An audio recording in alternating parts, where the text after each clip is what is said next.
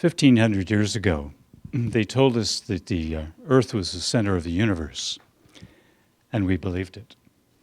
Then 500 years ago, they told us the Earth was flat, and we believed that.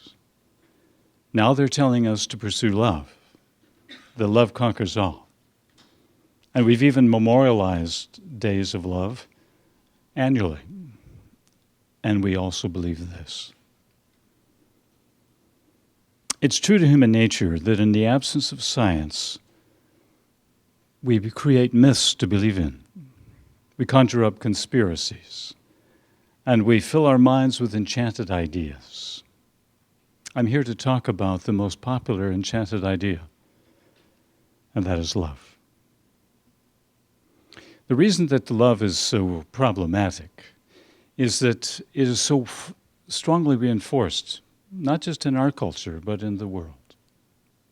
Pop songs, poets, parents, they reinforce the idea that love is somehow a combination of an itching heart, a ravaging hunger, an addiction, a drug.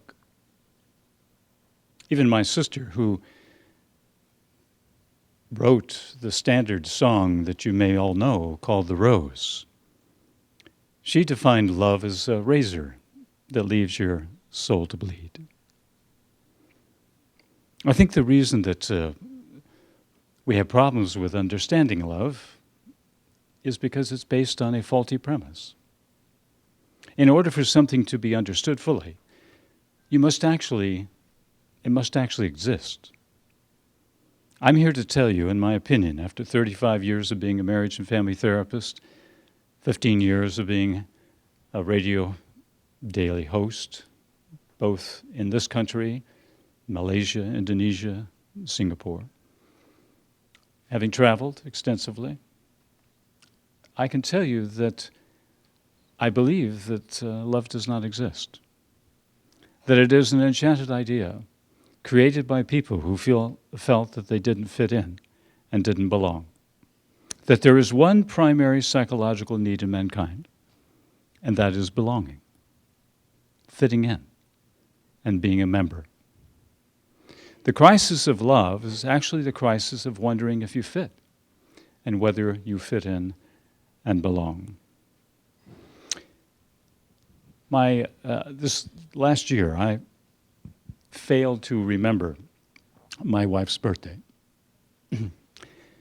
And when I realized it, I realized that an apology was necessary, and it would be easy, and it would be accepted for what it was. I was forgetful. It would not be the confirmation that she no longer fit in, she was no longer mine, or no longer belonged.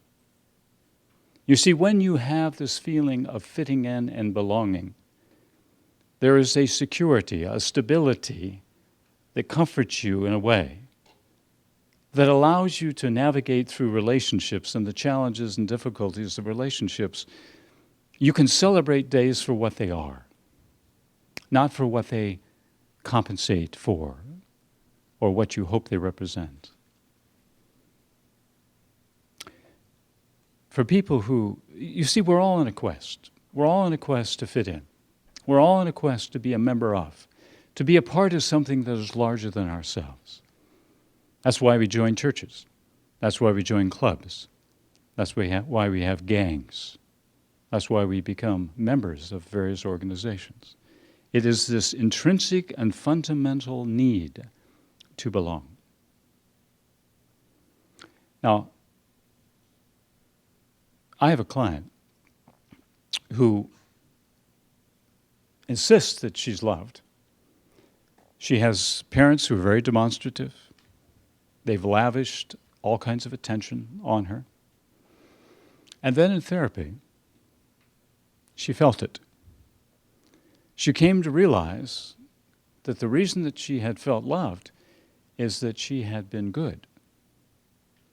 And she began to question that if she were honest, rather than just good, whether she would be accepted.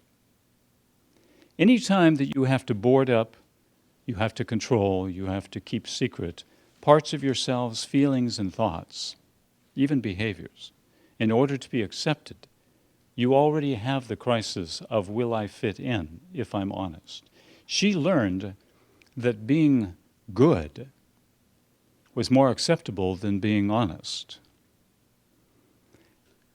If she cannot be who she is and must pretend to be something else, be concerned about what people think, be concerned about appearances, don't cause any trouble. If she has to be something than who she actually is, all the later caressing by parents and others will never help her to feel like she belongs, and she will always question the commitment of others in the future. A child should not have to board up whatever they feel or experience. If they're defiant, if they're asking questions, if they're loud, they must have that kind of freedom to express themselves and be accepted for it. I also had a client who was a perfectionist, not a recovering one. A perfectionist who was afraid of making mistakes. And I asked him, I said, if you had the choice between making fewer mistakes or being in an environment that if you made a mistake, you were accepted and you were not punished, which would you choose? He chose to belong. Thank you.